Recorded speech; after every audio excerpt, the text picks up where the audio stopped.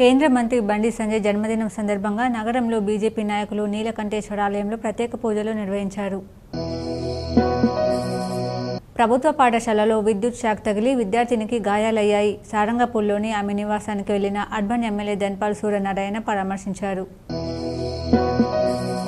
ఇందూరు యువత నిర్వహించిన కార్యక్రమంలో అర్బన్ ఎమ్మెల్యే ధన్పాల్ పాల్గొన్నారు. కన్యకా పరమేశ్వరి ఆలయంను సందర్శించి ధన్పాల్ పూజలు చేశారు.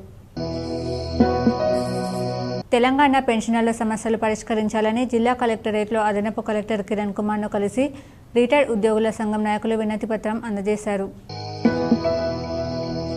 తెలంగాణ సహకార యూనియన్ లిమిటెడ్ చైర్పర్సన్గా బాధ్యతలు చేపట్టిన మనాల మోహన్ రెడ్డిని మాజీ మంత్రి బోధన్ ఎమ్మెల్యే సుదర్శన్ రెడ్డి, షబ్బీర్ అలీ, పొన్నం ప్రభాకర్, మహేష్ కుమార్ గౌడ్, మధు యాష్కి, తాహెర్ తదితరులు అభినందించి శుభాకాంక్షలు తెలిపారు. తెలంగాణ బ్రాహ్మణ సేవా సంఘం నూతన కార్యవర్గం ఎన్నికలు ఏకగ్రీవంగా జరిగాయి. బోధన్కు చెందిన ప్రవీణ్ మహారాజ్ను జిల్లా ఉపాధ్యక్షునిగా ఏకగ్రీవంగా ఎన్నుకున్నారు. బీజేపీ కిసాన్ మోర్చా ఆధ్వర్యంలో అంబేద్కర్ విగ్రహం ఎదుట రైతుల రుణమాఫీ చేయాలని రైతు సత్యాగ్రహ దీక్ష నిర్వహించారు. మాక్లూర్ మండలంలో పాఠశాలలో ఉన్న సమస్యలు పరిష్కరించాలని కోరుతూ పీడీఎస్ నాయకులు ఎంఆర్ఓను కలిసి వినతిపత్రం సమర్పించారు. బాన్స్వాడలో ప్రభుత్వ పాఠశాలలో హెచ్ఎం విద్యార్థినుల పట్ల లైంగికంగా వేధించడం వల్ల బాధితుల ఫిర్యాదు మేరకు పోలీసులు పోక్సో చట్టం కింద కేసు నమోదు చేశారు.